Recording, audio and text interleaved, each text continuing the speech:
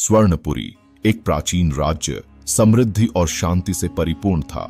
राजा सूर्यमाल और उनकी रानी अनन्या न्यायपूर्ण शासक थे और उनके प्रजा खुशहाल जीवन जीते थे।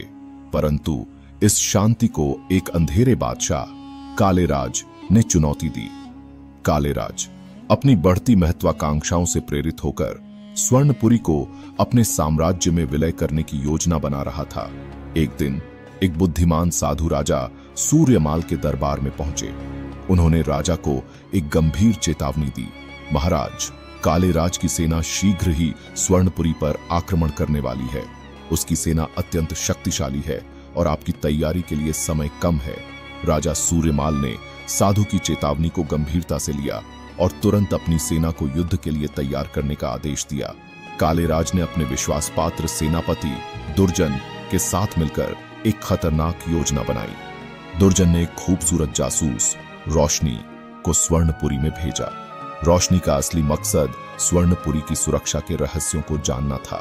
हालांकि रोशनी का दिल स्वर्णपुरी की सेवा के लिए धड़कता था। वह वास्तव में राजा सूर्यमाल की एक वीर योद्धा अर्जुन से प्रेम करती थी। रोशनी ने अर्जुन की मदद से कालेराज की साजिश का पर्दाफाश किया और स्वर्णपुरी की रक्षा के लिए महत्वपूर्ण जानकारी जुटाई। अंततः कालेराज ने अपनी विशाल सेना के साथ स्वर्णपुरी पर आक्रमण कर दिया। एक भयंकर युद्ध छिड़ गया।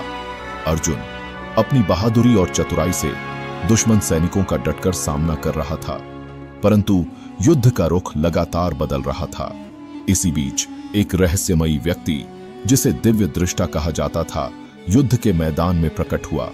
दिव्य दृष्टा के पास भविष्य देखने की अद्भुत शक्ति थी। उसने राजा सूर्यमाल को चेतावनी दी कि यदि वे एक विशेष जादुई तलवार नहीं ढूंढ पाए तो वे युद्ध हार जाएंगे। राजा सूर्यमाल ने अर्जुन और उसकी एक चुनिंदा टीम को तलवार की खोज पर भेजा। यह कोई सामान्य खोज नहीं थी।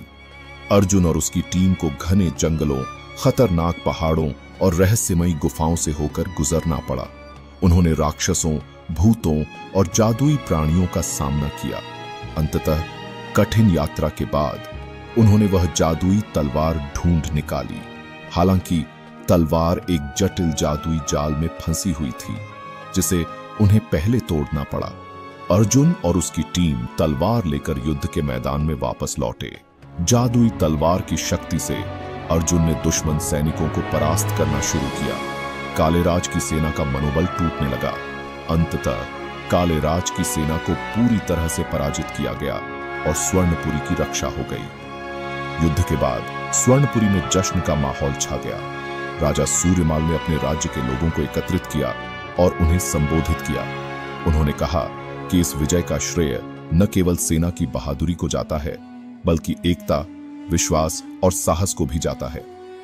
उन्होंने राज्य को और अधिक मजबूत बनाने के लिए नई नीतियों की शुरुआत की और अपने प्रजा के कल्याण के लिए निरंतर प्रयास किया।